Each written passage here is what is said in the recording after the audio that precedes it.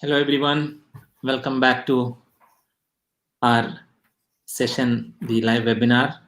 Today we have a very special guest with us. In fact, two guests. Yeah, the first guest is Mr. Already Abbas here. Kapadia or Abbasji with this smiling face. Hello Abbasji. Hi, how are you all? Nice to be linked with you all again. Welcome Vancouver and welcome Dubai. Thank you. Welcome Chicago. And welcome Chicago. Thank you very much. Yeah, so it's a pleasure. You were always there. You are always there as a backbone and the biggest support for us from the day one. So we would like to thank you first to begin with the talk. Always a pleasure to be with you all. Successful combination. Thank you. Thank you. Thank you. So our main guest is Anne. I would like Abbas to give an introduction about Anne so that we can invite her to the scene. Hi, everyone. All the viewers and photographers and colleagues.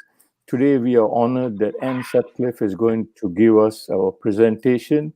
Anne is an FRPS, APSA, EFIAP, and PPSA, an internationally acclaimed award-winning photographer who is going to take us through her highly recommended, PSA recommended, the photo book on Yellowstone National Park. Yellowstone constantly changes, and many of Anne's landscape images show the changes that have occurred over the time, explanation about the causes. And is also by profession a doctor and anesthesiologist who was a senior doctor by the UK National Health Service, specializing in anesthesia and critical care medicine. And as far as photography goes, Anne took up photography in 1986 and has given over 200 plus lectures for various clubs and photographic groups, and has also judged 104 competitions for 42 clubs. Her advice is given to aspiring applicants for the LRPS, ARPS, BPSA, SPSA, GPSA distinctions, and offers others attending the opportunity to listen and learn. I think we have said a lot for Anne. I'm sure the photographer is going to do much more talking about her than what I have just introduced her for. Yeah, let's add go on to this. Yes. Sure. And now I request Anne to come on, join us. Hi, Anne. You're alive on screen. Join us, and you can go ahead with your presentation. Would you like me to start now? Yes, and all the way. The screen belongs to you now. Okay, thank you. Well, hello from England. It's actually afternoon here, a lovely sunny day. I am delighted to be with you to share my Yellowstone moments with you. I have been visiting Yellowstone since 1991, and I absolutely love it. But in putting together not so much the book, but this talk, I realized that it is constantly changing. And that's why I've called the talk Yellowstone Moments. Each moment is absolutely unique. And the reason for that is that Yellowstone is a place of constant change. And you'll see this list of conditions that cause the change, and I'll explain them in the pictures. The only change that I can't show you, but probably has been the most significant in the last 25 years, is the introduction of the wolf. Because the wolf has decimated elk populations, and because of that, various plants and shrubs have been able to grow. So, for example, when I first visited Yellowstone, there were no aspens. Now there are. Equally, the willows along the riverbanks were few and far between, but now they're abundant. And I can't give you all the detail of what this change has meant, how the wolves have actually changed the Yellowstone ecosystem, because it's just too enormous. As one example, the beavers have come back, but basically the wolves have made the greatest change. But as you'll see from my pictures, there are other things that cause change as well. The reason I don't show you a wolf picture is because I've only ever seen injured wolves, and like with humans who have disabilities or injuries, I don't think it's fair to show their picture. And the same with the injured wolves, but they are the most amazing animal. They cooperate together, they have the most incredible community, they work together, and they even work with ravens. And the ravens tell them where animals have died. The wolves go and they break into the skin, and that allows not only the wolves, but also the ravens to eat. So they are fantastic, but you won't be seeing a picture of them. Now, I said that I visited Yellowstone first. That was May 1991, and it was the most awful weather. It snowed every day, and I got virtually no pictures, but I fell in love with Yellowstone. And so I went back in October 1992. All the pictures that I show you, unless I give you another date, do actually come from 1992. But the most important thing that had happened to Yellowstone in 1988 was the Great Fire of Yellowstone.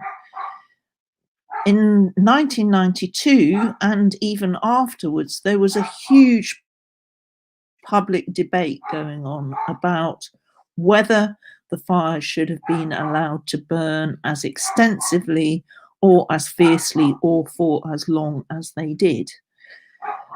People who understood Yellowstone, particularly scientists, felt that the fires were a good thing, but people who just visited without understanding exactly what they were seeing thought that the Yellowstone that they knew and loved had been destroyed forever. Never having been to Yellowstone before the Great Fire, I just loved the effect that the fire caused, which was to cause wide open vistas such as this one. And the grasses in the foreground are frosted, but the fact is that without those skeletal trees in the background, I don't think the picture would have been anything.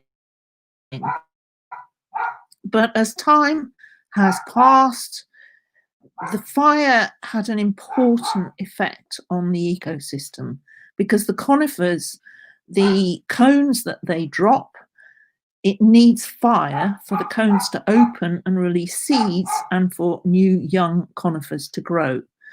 And ever since then, when I've been visiting, I've seen, first of all, small trees, then larger trees, and now trees that are perhaps 30 feet tall. So the old original landscape is returning.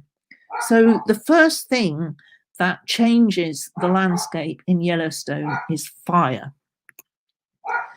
This is from the Mammoth Hot Springs area in the north of Yellowstone. I couldn't get a decent picture when I first visited it. So here I am again in 1992, and I was absolutely devastated to see that that bit of travertine had broken off. So the terrace was no longer as perfect and beautiful as it had been. It took me a long time to understand why these terraces break. And I'm still not sure that I'm right, but I believe that this breakage occurs due to earthquake activity, because in Yellowstone, there are over 300 earthquakes every year. They're not severe, but I've seen broken travertine terraces on many occasions, and I'm sure that that's the cause.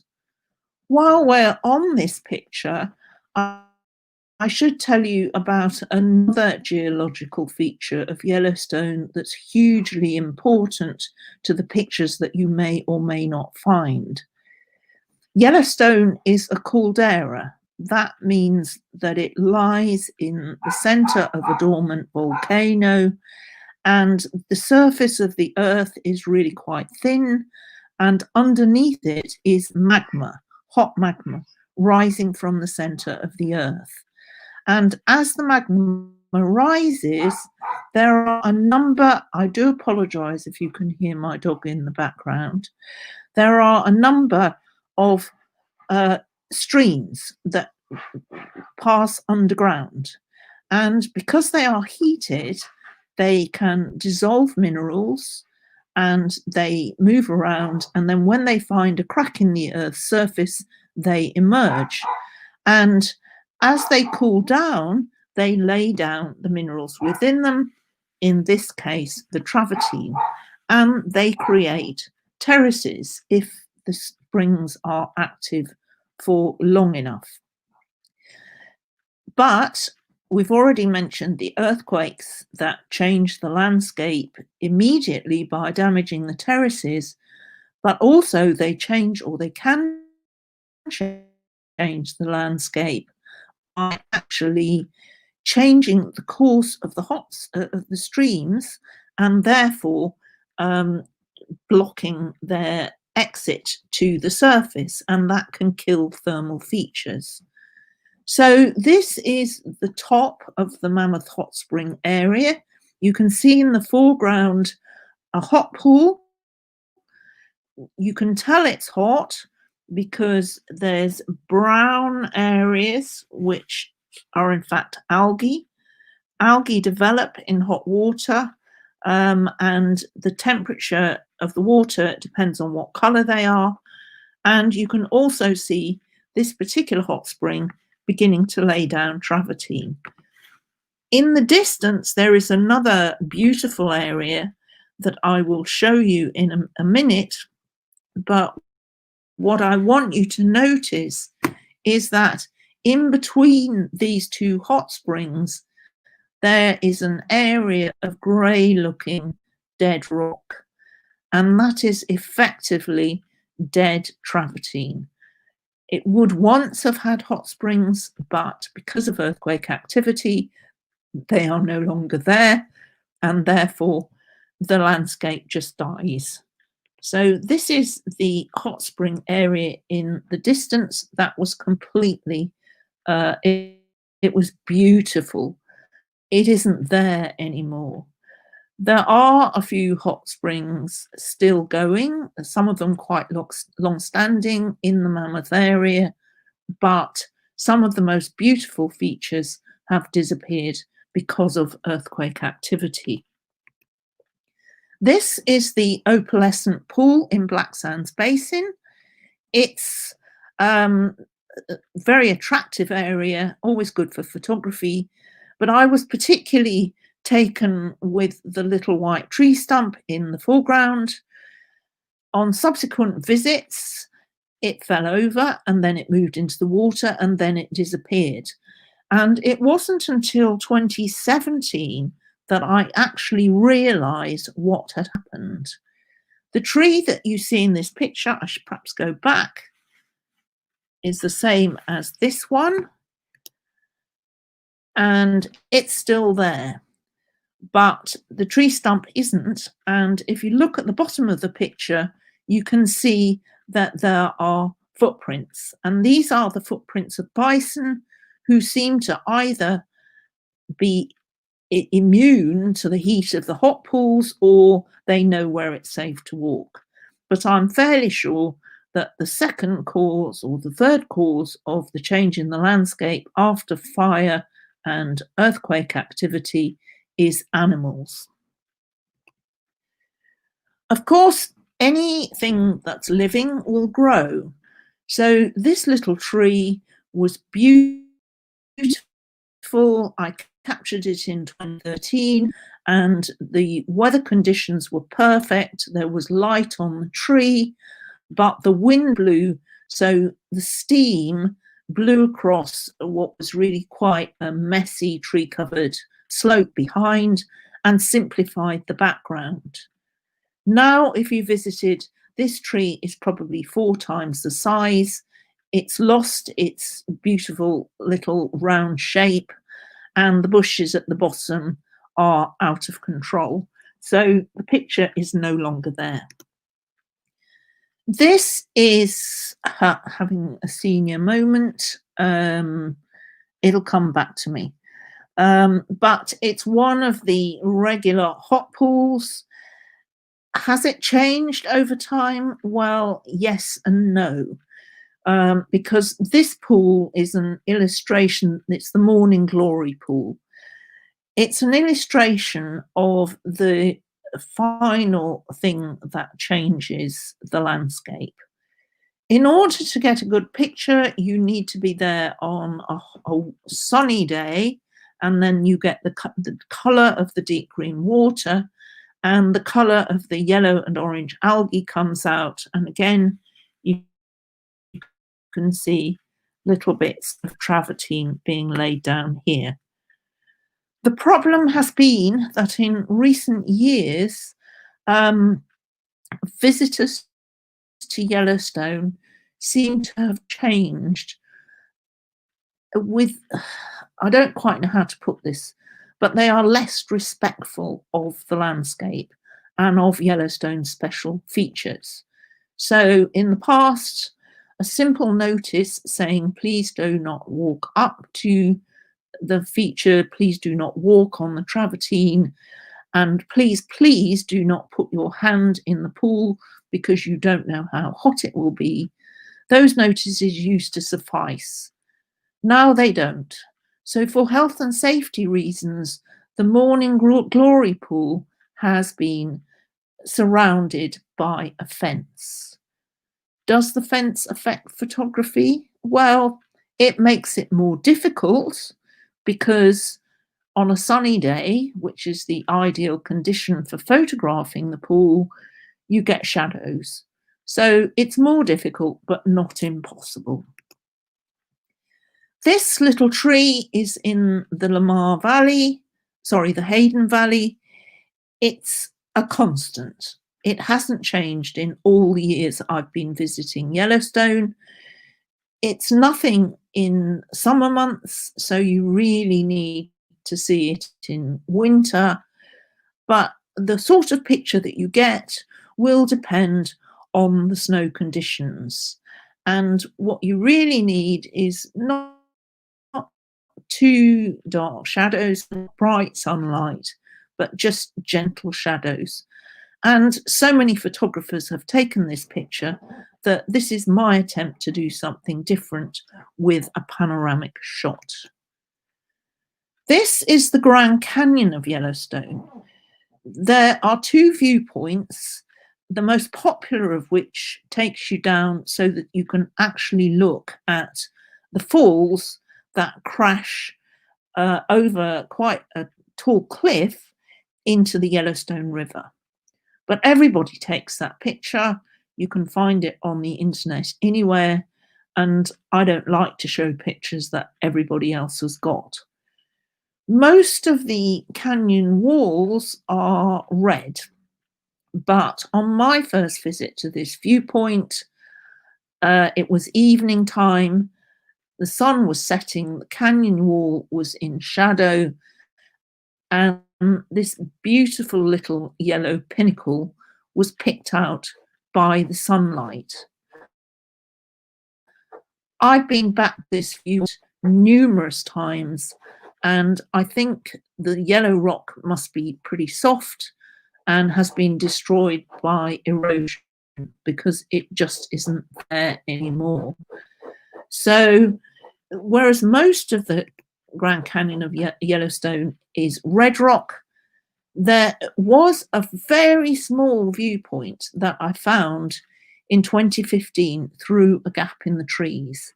And looking away from the falls, the landscape was pastel. And I am a photographer who loves pastel. And I particularly loved the yellow here, the pink, and on a print, this is actually pale blue.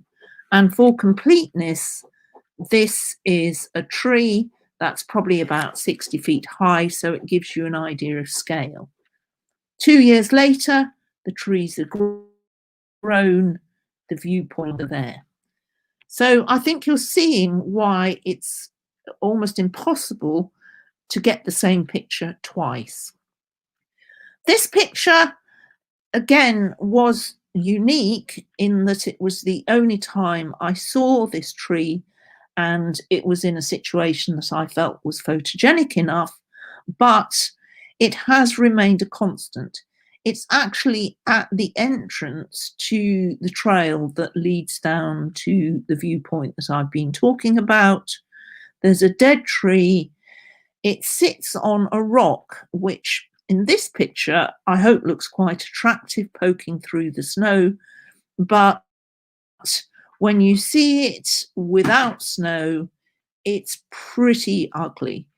And not only that, in this picture, there's just one little shrub, but in fact, again, when there's no snow, there are loads and loads of shrubs under all of this snow around here. So this was a moment in time. Again, it's not what a traditional landscape photographer would expect, because they would be looking for directional light.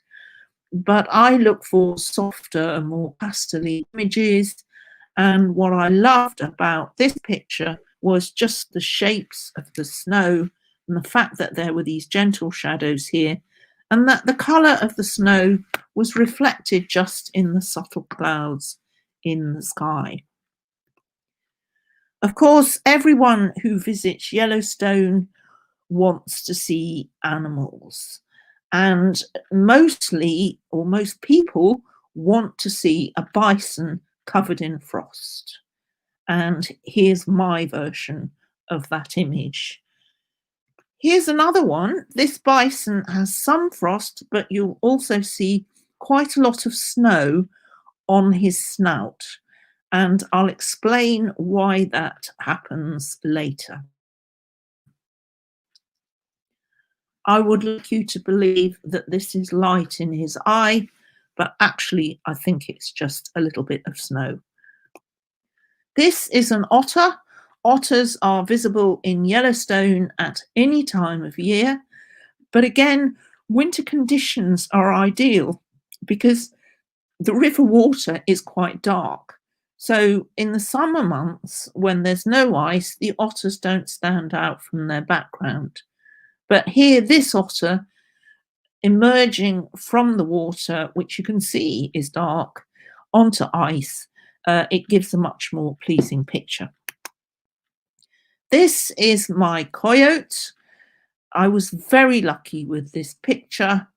We disturbed him quite unintentionally, where he'd been having what would appear to be a wonderful lunch, given the amount of blood on his fur on his chest.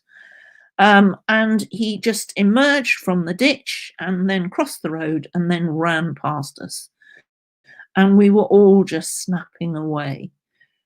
I love this picture, partly because of the shadow created by the animal, but also because his hind leg, I've just, by sheer luck, managed to catch the snow that back foot has kicked up as he runs along the edge of the road. This is an American lynx.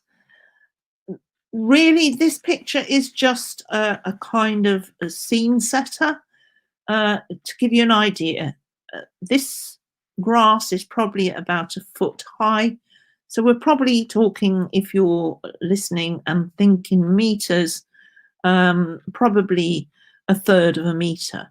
So this cat, he's larger than a domestic cat, but nowhere near as big as a puma.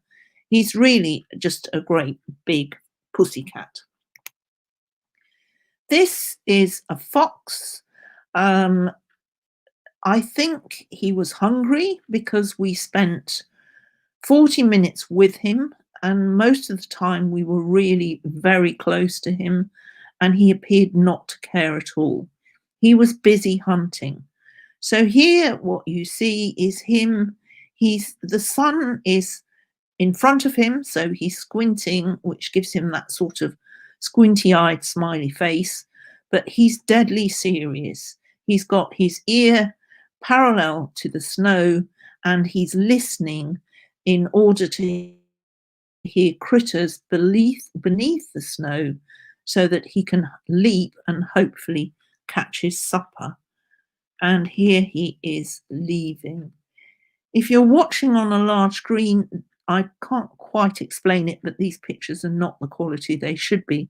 But hopefully if you're on a small screen, you get the idea of how amazing these leaps were. He did about 5 of them while we were with him, and not once did he catch any food. And that made me think about how life is very difficult for Yellowstone animals, particularly in the winter months. So I tried to show that with some of my photographs. This picture is of a coyote again, who's quite small in the frame, but across the top, you can see the tracks where he's been. He's on a frozen riverbed covered in snow, and I can tell you that that track across the top went for meters and hundreds of meters. He really was serious about his hunting. Pictorially, of course, it fills the top of the frame, but it's its storytelling potential that is really important. And eventually he turns around, comes back, and I don't know what he was thinking, but clearly he was still hungry and was looking for food. You might think that the bison, with their thick woolly coats, are okay in winter, but actually I'm not sure that they are. And these 2 pictures tell that sort of story. You see bison trudging for miles really across barren snowfields looking for food. And I just like the simplicity of this picture. But what it also tells you is that the previous picture that you saw, the second one of the bison with snow on his snout, these bison, in order to find food, they drop their heads down and use their heads and their strong necks and huge shoulders to brush away the snow. And if it's deep, a huge amount of effort is involved, and all they get for their effort is just nibble on what I regard as pretty unnutritious vegetation. So I think things are hard for bison as well. Here you see my American lynx again. These animals are incredibly shy. There are quite a lot of them in the park, but it's very rare to see them. And you can picture the characteristic black tufts on the ears that lynx have. This lynx is being quite cautious. He's about to start his hunt, but he was hunting along the banks of the Madison River, which is almost unheard of. This was 2017 when there was a lot of snow, and I believe that the reason he chose to hunt where he did, in full view of anyone who passed by, was that he was forced to it by hunger. So he is considering whether to go hunting or not. And not only is he going to be worried about exposing himself to predators or whatever, but when he looks across the Madison River to the far bank, all he can see, because word got out that he was hunting in this position, all he could see was about 50 nature photographers, all dressed in black, all with massive cameras, with huge lenses and heavy tripods. So no wonder he was a bit cautious. Now, this area is just south of the fountain paint pots. We in the UK call this woodland Tangle Creek, and that's because there is an old photograph that somebody found, I don't know where he found it, that gave this particular group of trees the name of Tangle Creek, but you won't find it on any map. In the past, because the picture you're seeing now is from 2015, in the past, there was an S-shaped stream going through the wood, which was very attractive. And then over time, it straightened out for reasons that I do not know. But either way, I didn't want to take that picture because so many other people did. But the important point is that if you're going to stand any chance of getting a picture at Tangle Creek, you must go at sunrise, because at sunrise, as the sun comes up, it catches the tree trunks at an angle and gives you attractive pictures. How much mist and steam you will get is a matter of luck. But this picture was taken in autumn 2009. And this picture, which is completely different, but also almost from the same, taken from the same viewpoint, is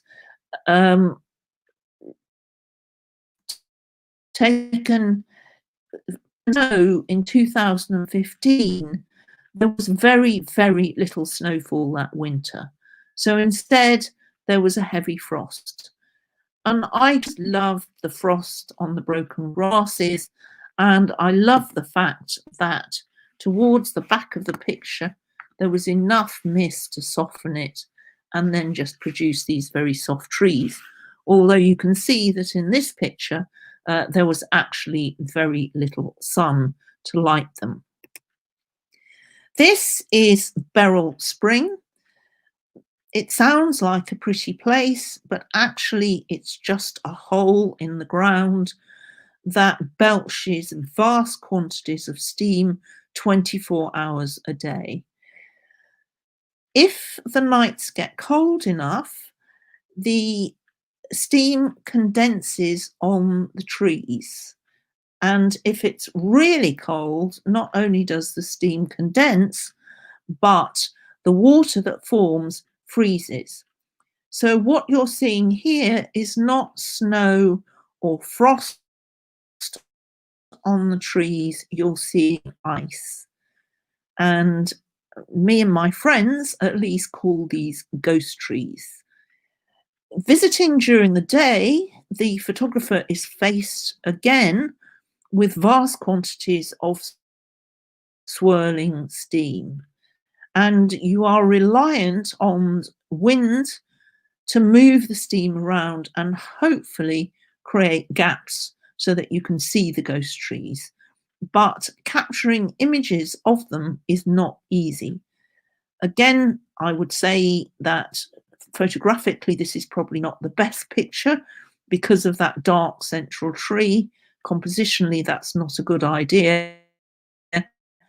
But the fact of the matter is that it is incredibly difficult to get pictures because you see the gap, swing camera around, and by then the steam's closed over the hole. So taking pictures at Beryl Spring is challenging, but can be worthwhile. If all else fails, and there are no other of the sorts of pictures I've been showing you, the best thing to do is to look down and see what's beneath your feet or close to your feet. Here I am standing on a little bridge over a stream that is still hot, and so it's laying down travertine on the bed of the stream. This picture and the next two that you will see were probably taken maybe 6 feet apart. I took the following picture first, and then I took 2 steps to the left and 2 or 3 steps to the right. So it's a very small area, but it's amazing what picture you find. So there's the first one I took, and you can actually see the travertine is beginning to be laid down on a dead plant. And here's a very different picture, but as I say, taken really close by. And the same sort of thought process goes to algae. Algae, their colour depends on the temperature of the water. This is perhaps not my best picture of algae, but it just shows you the variety of colours that you can get. And again, the next 2 pictures, really, I hardly walked anywhere. It's all in the same area. So there's huge variety if you just choose to look for it. So this one shows the orange algae, and there is a bit of yellow, but there's also beginning to be black.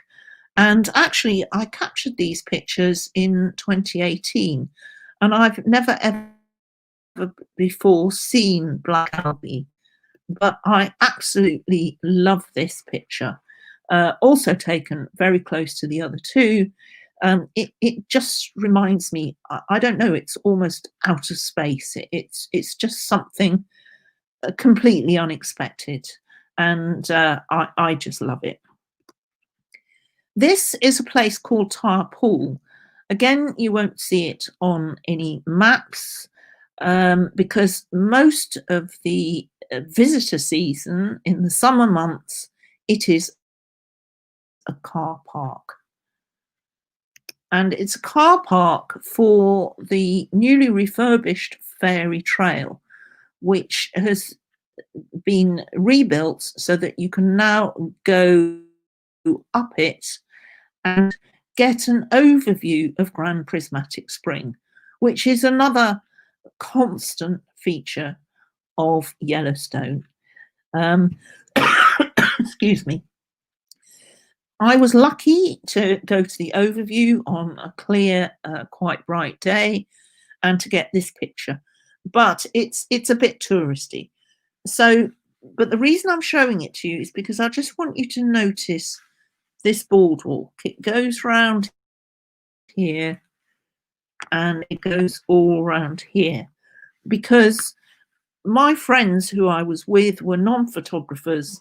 They didn't want to go on the boardwalk that day. So I had to return on another day. And it was a very different day. It was cold, it was windy, and it was rainy. So the steam you see in the background is rising from Grand Prismatic Spring.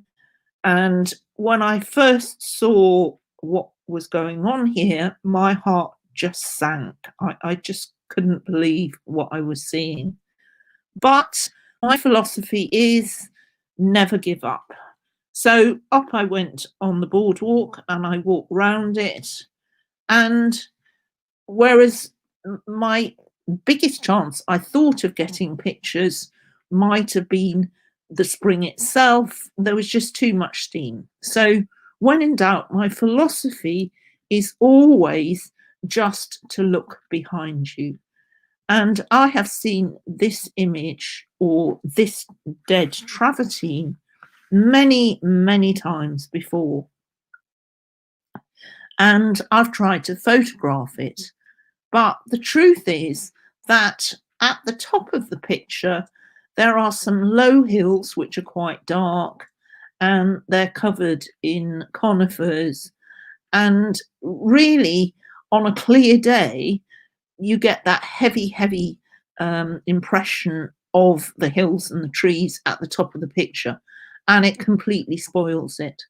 But on this day, when I look behind me, the low cloud and the rain had completely simplified that top part of the picture. And so I was able to get this picture. And I don't know whether people will enjoy it or not, but for me, it's my sort of picture because I love pastel. I don't like too many colours, and this picture just, I love it. Then I went up onto the boardwalk, and as expected, there was steam, vast quantities of steam swirling around over Grand Prismatic Spring itself. And for a while, I thought that really there was no hope of photography, because one of the problems in that situation is that if the weather is cool, the steam is hot. So the minute you point a camera at something, if the steam blows in your direction, it condenses on the lens. So you have to be a bit canny about it.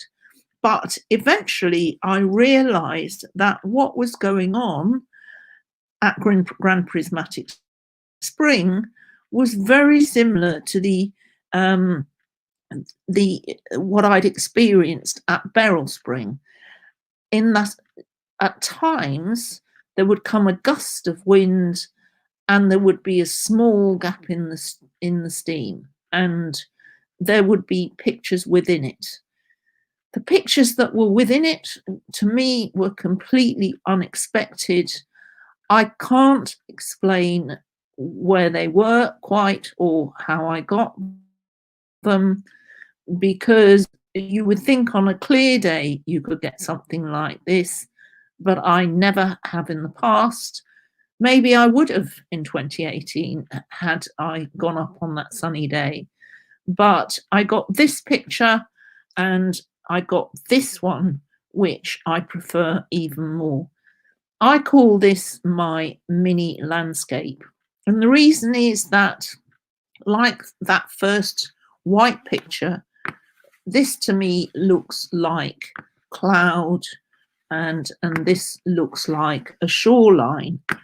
In fact, the top of the picture is actually steam rising from the center of Grand Prismatic Spring, and all that you're seeing are the colored algae in their shapes. And just to give sort of a sense of reality to the picture, there is a hillside behind, and so you've just got a few reflections of pine trees. So basically, these are my pictures, but we finish with one last unique image. I thank Nisha for the poster that she made, and I felt obliged to send her a portrait of me, but I never like seeing pictures of me. So the picture that you've got here is my favorite portrait, and it's a self-portrait. Again, it's Yellowstone providing an unexpected and unique opportunity. This spring is quite a small one, but it's in the lower Geyser Basin, and it has a fence around it. So I was standing on the fence because it was quite an interesting spring, because it wasn't just steaming. What it was also doing, it had a sort of siphon effect. So every so often it would blow, the siphon would sink, and then suddenly it would fill up and water droplets would fill the air. And when that happened, if you were in the right position with the sun behind you, as I was here, you got a Brocken spectre effect. So all around here. So this is my preferred self-portrait. So I hope you've enjoyed seeing my pictures. What I would say to you is that Yellowstone is the most wonderful place. I would encourage you to visit it if you can, preferably in winter, but whenever you go without expectation, because the thing is that you won't be able to repeat any of the pictures I've shown you I will never be able to repeat them. But if you just go and immerse yourself in the ambience of the park, it is just amazing, and it offers you wonderful opportunities. So there is no doubt that your images will be unique and special. So at this point, I'll just say I hope you enjoyed this talk, and thank you very much for watching.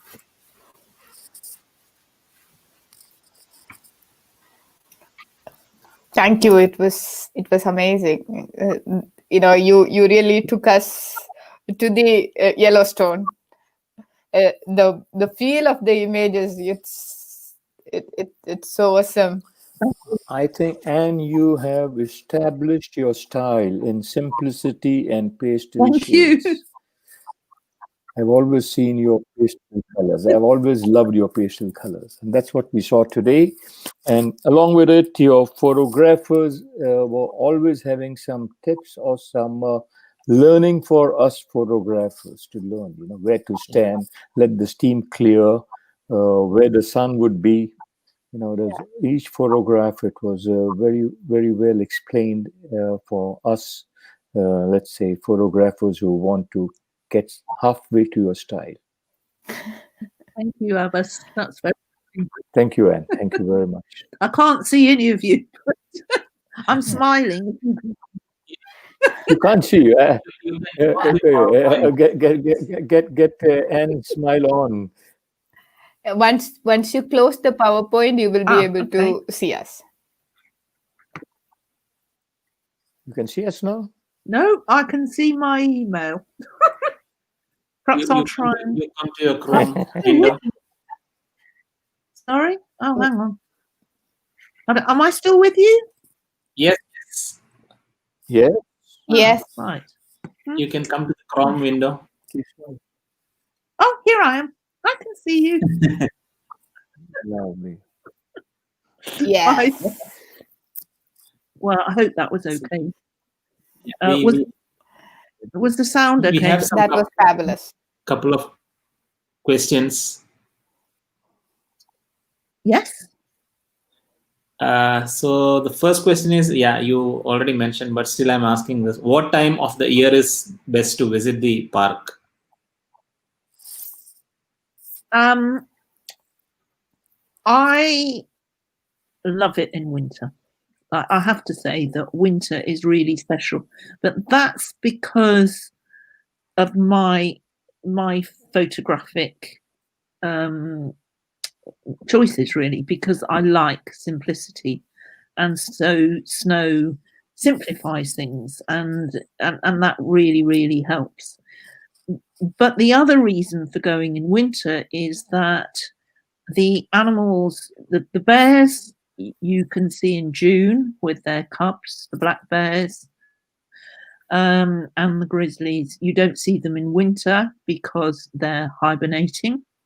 But other animals like the bison, and I suspect even the bobcat, they come down to the lower levels to be near the thermal areas because it's warmer and it's easier to find food.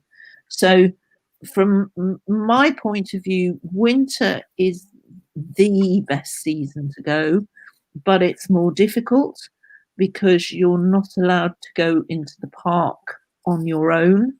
You have to go in on a tour with other people, which I suppose makes it more expensive. I'm not sure. But as I say, and they limit the number of visitors. So that's good as well. If you go at another time of year, to be perfectly honest, in earlier times, I've got some lovely pictures in September time, but I have come to, well, I'm getting a bit old and a bit crotchety, and I have come to hate crowds. And Yellowstone is being more and more visited. So if you do go to Yellowstone in the autumn, which you should consider, because it's the elk rutting season and you can see some fabulous elks. It just go right at the end of the season, the last week before the park closes. But then I'm sorry, I'm going on a bit. What you have to be aware of then is that, well, the last time I was there for the last week in the season, I had to buy T-shirts for the beginning of the trip because it was just so hot. And then we were driving around. We stopped to stay one night.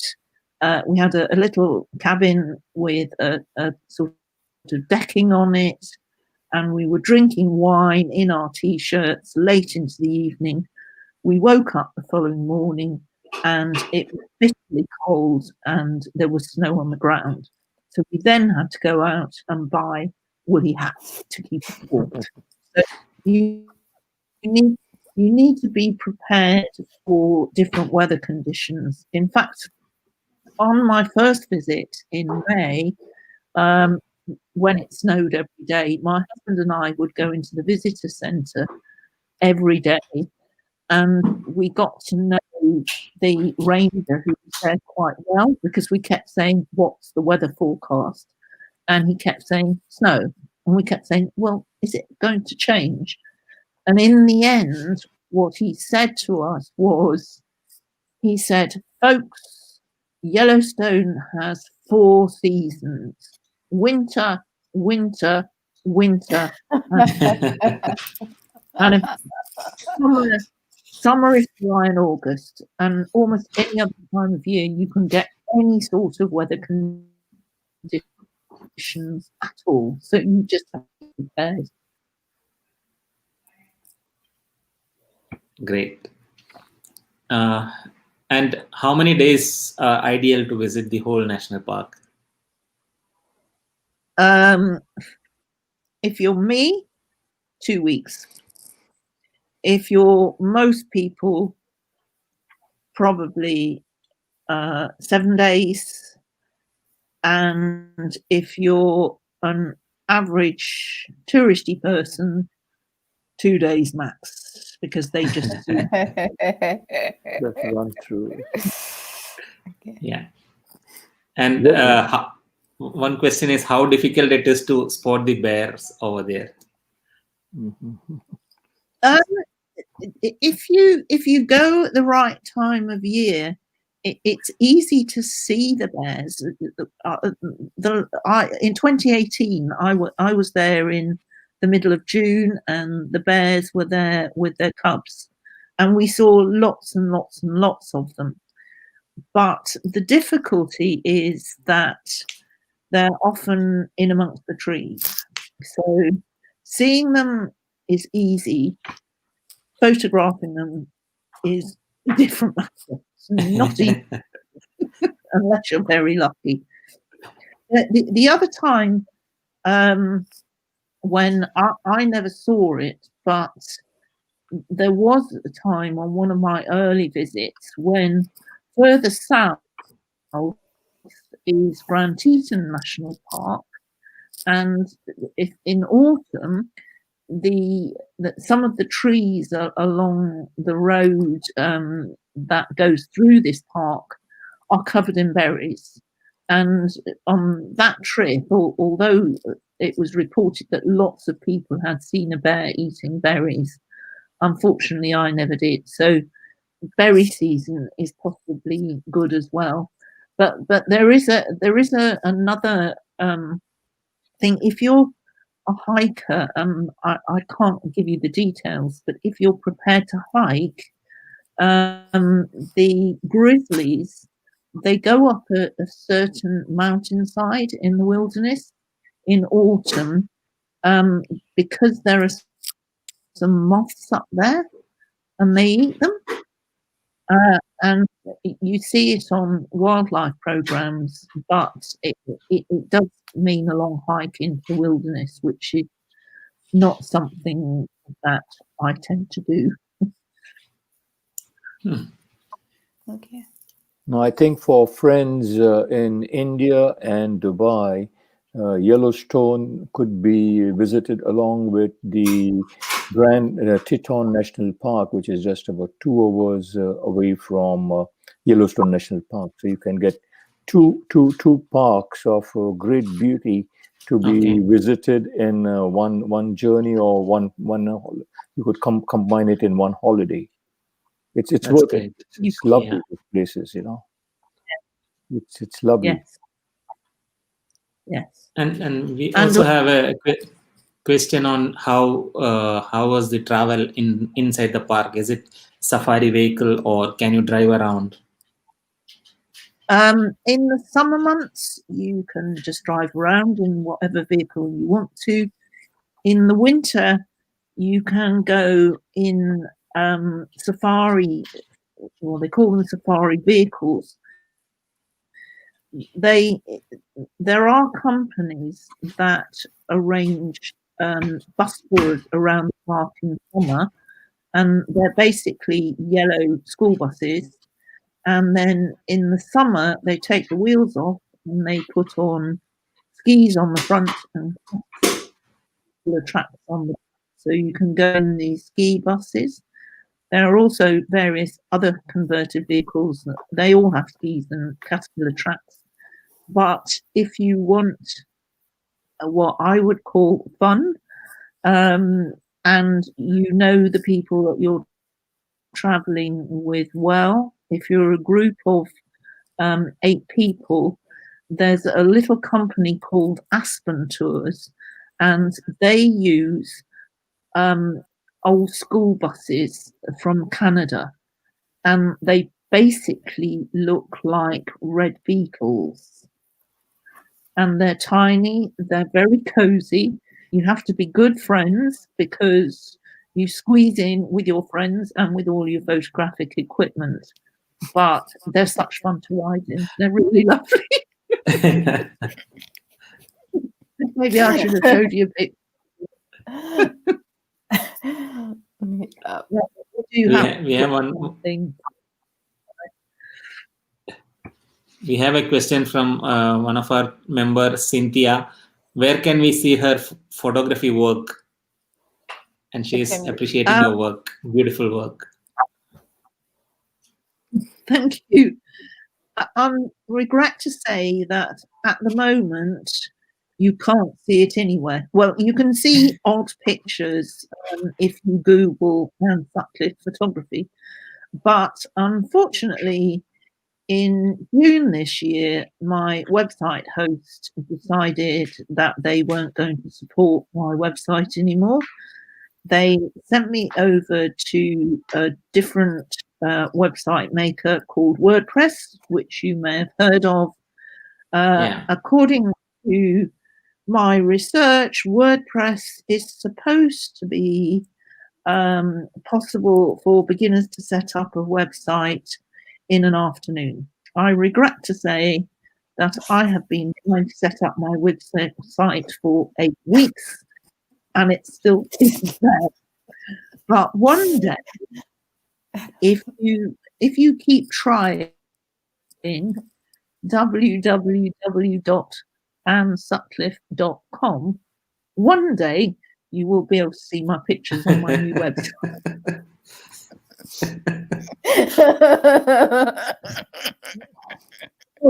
Not what you wanted.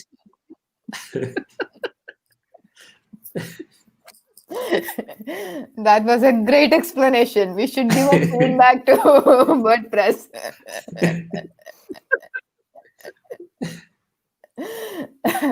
I will keep trying every day now. www.ansutcliffe.com. Most of us will keep trying. Yeah. 2 weeks, Sabbath. I'm so fed up with it. Cynthia, there is a help from Cynthia's side. Cynthia said she can support you in with WordPress. WordPress. Oh, really? Brilliant. Yeah. How do I get in touch with her? We will share the details. We can send you Cynthia's details. Thank you, Cynthia. Yeah, Cynthia is one of our editors. We have an online magazine, so we and Cynthia work together for almost 6-7 years now. She's a fabulous photographer, and she focuses on macro and birds. Oh, wonderful. Yeah. Well, I need any help I can get. Yeah. So, Hedwin, do we have any more questions? No, that's one more question on the accommodations around the park. Like, is it camping or Hotel. proper hotel? Yeah.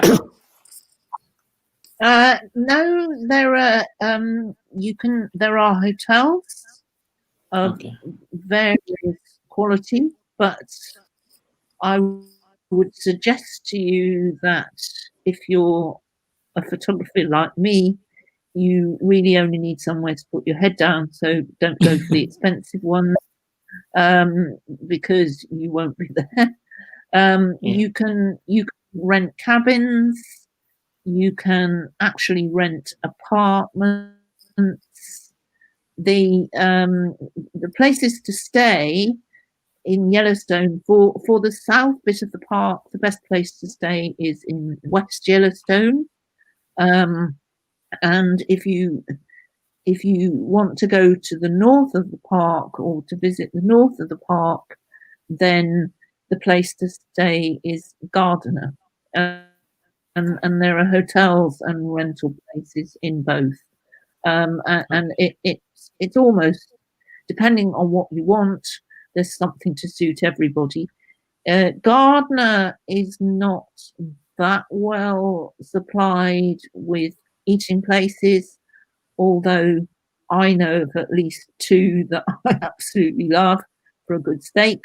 That's really all you need. And in West Yellowstone, there's lots and lots of places to eat. If you want to visit Grand Teton, then you're going to be staying in Jackson Hole, which is a much bigger place. And in fact, where you stay there is probably, I don't know, it depends on what sort of photography you want to do, because I would prefer to stay closer to the center, because to me there's quite a lot of nighttime photography to be done if you're in walking distance. But the cheapest motels are maybe a mile or 2 outside town, which takes you away from anywhere that's half decent to eat and more or less precludes any nighttime photography. So perhaps if you're staying in Jackson Hole, it's worth spending a bit more to be close to the center. Okay. Okay. Yeah, that's all the questions we have. We got a lot of appreciation for your talk. Yeah, they said it was Yeah. pretty beautiful comments from a bunch of people.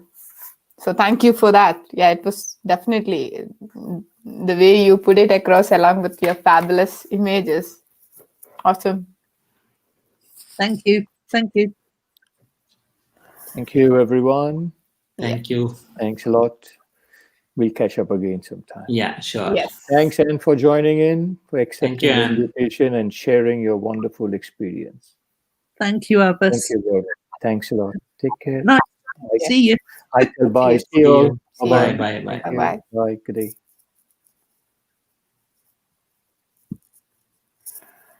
So that was a fabulous show, and it was great images. I was in Yellowstone this year, Jan, and it gave me a, winter definitely is amazing. I still need to check my images and start to share some of it. And that was definitely a great inspiration to go back and check. Yeah, you might get some beautiful landscape. Yeah. So let's we have 2 now. The next one is going to be on Wednesday. we'll be giving you more about that on tomorrow. Hermi, we have we'll two plans in announce. fact. Yeah. Yes. Yeah. So next two we will announce tomorrow. Tomorrow. Yeah. All right. On that note, let's say Yes. bye and see Sign you off on for Wednesday. today. Yeah. Okay. Okay. Bye. Bye.